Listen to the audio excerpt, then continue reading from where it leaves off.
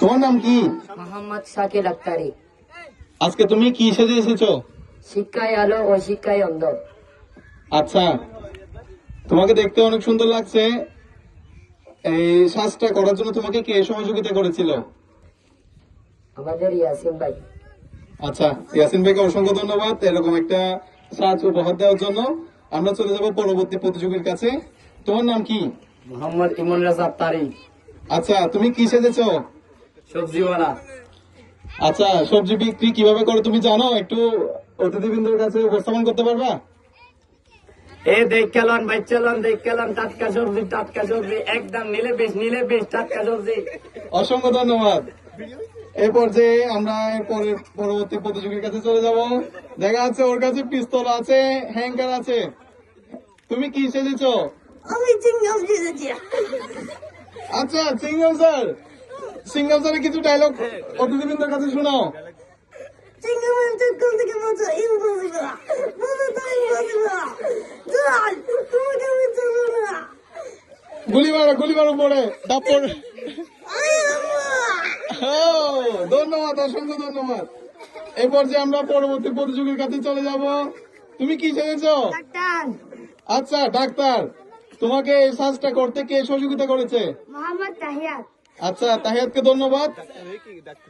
Doctor হয়ে তুমি কি করতে চাও? মানুষকে সাহায্য করতে চাই। আচ্ছা, অসংখ্য ধন্যবাদ। এরপর আমরা পরবর্তী প্রতিযোগীর কাছে যাব। তুমি কি সেজেছো? স্যার স্যার, শিক্ষক। আচ্ছা, তো তুমি কোন বিষয়ে শিক্ষক? বাংলা, ইংলিশ, গণিত। আচ্ছা, তুমি তোমার ছাত্রদেরকে কি শেখাতে চাও?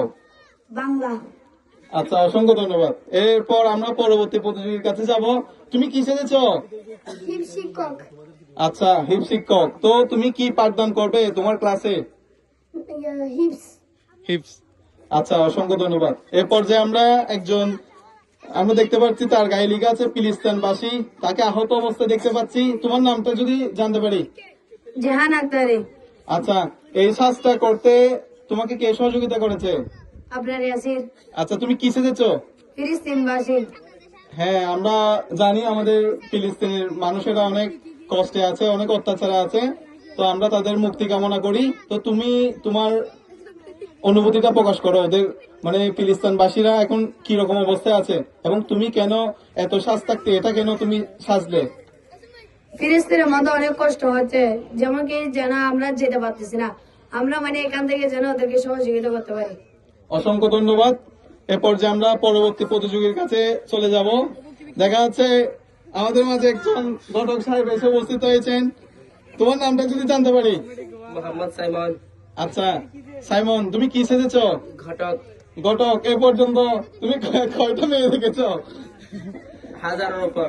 আচ্ছা, তো তোমার মূল কাজটা কি একটু বিবৃতি দেন, বলেন। হ্যাঁ, আমাদের অতিথিবৃন্দ বলছে ঘটকের মূল কাজটা কি আসলে?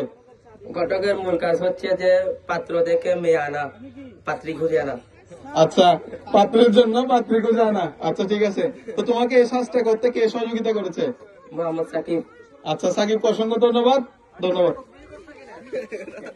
আমরা দেখতে পাচ্ছি একজন, এটা কি জঙ্গলিকে দেখতে পাচ্ছি। তোমার নামটা কি? মুস্তাফা। মোস্তফা। তো তোমাকে এই জঙ্গলি সাজটা কে সাজিয়ে দিয়েছে? রবিউল। আচ্ছা, এটা কি জন্য সেজেছো তুমি? জঙ্গলি হয়ে তুমি কি করতে চাও?